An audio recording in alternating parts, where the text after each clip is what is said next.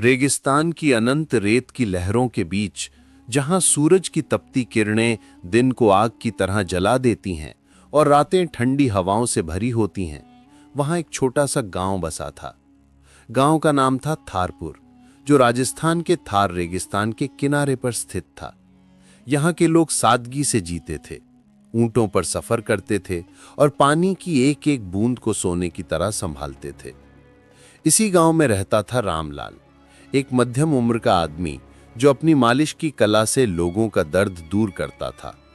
रामलाल की उम्र करीब 50 साल की थी, लेकिन उसका शरीर मजबूत था, जैसे रेगिस्तान की कठोरता ने उसे तराशा हो। वो घूम घूम कर गांव में जाता, थके हुए मजदूरों, किसानों और यात्रियों की मालिश करता। बदले में थोड़े पैसे या रोटी सब्जी लेता। उसकी जिंदगी साधारण थी, एक छोटा सा मिट्टी का घर, एक बकरी और कुछ पुरानी यादें। लेकिन एक दिन उसकी जिंदगी हमेशा के लिए बदल गई। ये बात उस गर्मियों की थी जब रेगिस्तान में पानी की कमी से लोग परेशान थे। रामलाल को खबर मिली कि दूर एक ओएसिस के पास कुछ यात्री फंसे हुए हैं जिन्हें मालिश की जरूरत है। वो अपना थैला उठाया, जिसमें तेल, जड़ी बूटियां और कुछ सूखे फल थे, और ऊंट पर सवार होकर निकल पड़ा। रास्ता लंबा था, रेत के टीले ऊंचे नीचे होते जाते थे। सूरज डूबने लगा था और हवा में ठंडक घुलने लगी थी। रामलाल ने सोचा कि रात होने से पहले ओएसिस पहुंच जाएगा, लेकिन अचानक एक तेज रेतीला तूफान आ गया। रेत के कण आंखों में घुसने लगे। ऊंट डर कर इधर उधर भागने लगा। रामलाल ने ऊंट को संभाला, लेकिन दिशा भूल गया। जब तूफान थमा तो वो खुद को एक अनजान जगह पर पाया। चारों तरफ ऊंचे रेत के टीले, बीच में एक छोटी सी गुफा जैसी संरचना जो प्राचीन लग रही थी। पानी की बोतल खाली हो चुकी थी और थकान से उसका शरीर दर्द कर रहा था। रामलाल ने ऊंट को बांधा और गुफा की तरफ बढ़ा, शायद वहां छांव मिले। जैसे ही वो अंदर दाखिल हुआ तो उसके कदम रुक गए। गुफा के अंदर एक छोटे से कुंड के पास एक जवान और बेहद खूबसूरत लड़की बैठी थी। उसकी उम्र करीब 22-23 साल की लग रही थी। लंबे काले बाल रेत पर बिखरे हुए, आंखें काजल से सजी और चेहरा चांद की तरह चमकदार। वो एक पुरानी साड़ी पहने थी जो रेगिस्तान की धूल से सनी हुई थी। लड़की का नाम था मीरा।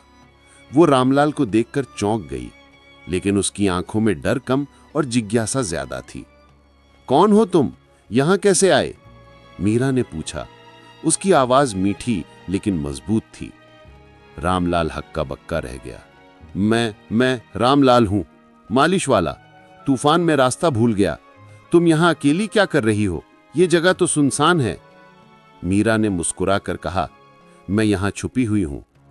मेरी कहानी लंबी है, लेकिन अगर तुम्हें भूख लगी है तो पहले कुछ खा लो। उसने अपनी छोटी सी थैली से कुछ सूखे फल और पानी निकाला, जो रामलाल को जीवनदान जैसा लगा। दोनों ने साथ बैठकर बातें की। मीरा ने बताया कि वो एक अमीर राजघराने से भागी हुई है। उसके पिता एक बड़े जमींदार थे, जो उसे जबरदस्ती एक बूढ़े आदमी से शादी करवाना चाहते थे। मीरा को आजादी पसंद थी, वो पढ़ना लिखना चाहती थी, लेकिन घर की बंदिशों से तंग आकर वो रेगिस्तान में भाग आई। यहाँ गुफा में छुपकर रहती है, कभी कभी गांव जाकर जरूरी सामान ले आती है, लेकिन रेगिस्तान की कठोरता ने उसे थका दिया था। उसके पैरों में दर्द था, पीठ में अकड़न और दिल में अकेलेपन का बोझ। रामलाल ने सहानुभूति से सुना। तुम्हारी कहानी सुनकर दुख हुआ। मैं मालिश करता हूं, अगर इजाजत दो तो तुम्हारा दर्द दूर कर सकता हूं। मीरा हिचकिचाई, लेकिन थकान ने उसे हामी भरने पर मजबूर कर दिया। रामलाल ने अपना थैला खोला, जैतून का तेल निकाला और धीरे धीरे मीरा के पैरों की मालिश शुरू की। उसकी उंगलियां जादू की तरह काम कर रही थीं। दबाव सही जगह पर, गर्माहट से दर्द गायब होता जा रहा था। मीरा की आंखें बंद हो गईं, जैसे सालों का बोझ उतर रहा हो। मालिश करते हुए रामलाल ने अपनी कहानी सुनाई कि कैसे वो बचपन में अनाथ हो गया था, रेगिस्तान में भटकते हुए मालिश की कला सीखी और अब अकेला जी रहा है। दोनों की जिंदगियां अलग थीं, लेकिन दर्द एक सा, अकेलापन और संघर्ष। रात गहराती गई। गुफा के बाहर सितारे चमक रहे थे, हवा में रेगिस्तान की गंध थी। मीरा ने कहा, तुम्हारी मालिश ने मुझे नई जिंदगी दी है, लेकिन मैं यहां ज्यादा दिन नहीं रह सकती। कल सुबह मुझे आगे जाना है। रामलाल का दिल धक से रह गया। मीरा की सुंदरता ने उसे मोहित कर दिया था, लेकिन उसका इरादा साफ था। वो नहीं चाहता था कि मीरा अकेले जाए। रुक जाओ एक रात और। रेगिस्तान रात में खतरनाक है, जंगली जानवर, चोर उचक्के। मैं तुम्हें सुरक्षित जगह तक पहुंचा दूंगा।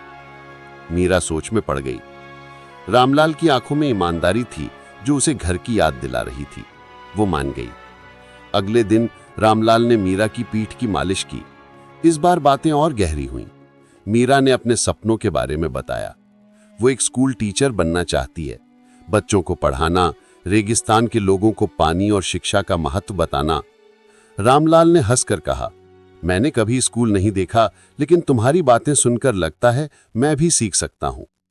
मालिश के दौरान रामलाल ने मीरा के कंधों पर दबाव डाला और अचानक मीरा की आंखों में आंसू आ गए। क्या हुआ? रामलाल ने पूछा। मीरा ने बताया कि उसके कंधे पर एक पुराना घाव है, भागते हुए गिर गई थी। रामलाल ने जड़ी बूटियों से मरहम लगाया और मीरा को आराम मिला। लेकिन अब रामलाल के मन में एक नया भाव जागा, न सिर्फ आकर्षण बल्कि देखभाल का। वो सोचने लगा कि क्या मीरा उसके साथ रह सकती है, लेकिन वो जानता था कि मीरा की आजादी उसकी सबसे बड़ी ताकत है। शाम हुई और दोनों ने साथ खाना बनाया, सूखी रोटियां और दाल। मीरा ने गाना गाया, एक पुराना राजस्थानी लोकगीत जो रेगिस्तान की प्रेम कहानियों के बारे में था। रामलाल मंत्र मुग्ध हो गया। रात में जब मीरा सो गई तो रामलाल बाहर बैठा रहा। उसके मन में संघर्ष था, मीरा को रोकूं या जाने दूं। आखिरकार उसने फैसला किया। सुबह होते ही वो मीरा को जगाया। चलो, मैं तुम्हें शहर तक छोड़ आता हूं, वहां तुम्हारा सपना पूरा होगा। मीरा हैरान थी। तुम मुझे क्यों मदद कर रहे हो? रामलाल ने मुस्कुराकर कहा, क्योंकि तुमने मुझे सिखाया कि जिंदगी सिर्फ जीने की नहीं, सपने देखने की भी होती है, और मालिश सिर्फ शरीर की नहीं, दिल की भी होती है। दोनों ऊंट पर सवार होकर निकले। रास्ते में मीरा ने रामलाल का हाथ थामा। तुम मेरे दोस्त हो, हमेशा। शहर पहुंचकर मीरा ने अलविदा कहा, लेकिन वादा किया कि लौटेगी। रामलाल वापस लौटा, लेकिन अब उसकी जिंदगी बदली हुई थी। वो अब सिर्फ मालिश नहीं करता, बल्कि लोगों को कहानियां सुनाता। रेगिस्तान में छुपी एक सुंदर लड़की की जो आजादी की मिसाल बनी। महीनों बाद मीरा लौटी, एक टीचर बनकर। उसने रामलाल को साथ लिया और दोनों ने मिलकर एक छोटा सा स्कूल खोला। रेगिस्तान अब उनके लिए सिर्फ रेत नहीं, बल्कि उम्मीदों का सागर था। ये कहानी हमें सिखाती है कि सच्ची मुलाकातें जिंदगी बदल देती हैं। आकर्षण से ऊपर उठकर सम्मान और मदद से रिश्ते बनते हैं। रेगिस्तान की कठोरता में भी प्यार और दोस्ती की ठंडक मिल सकती है।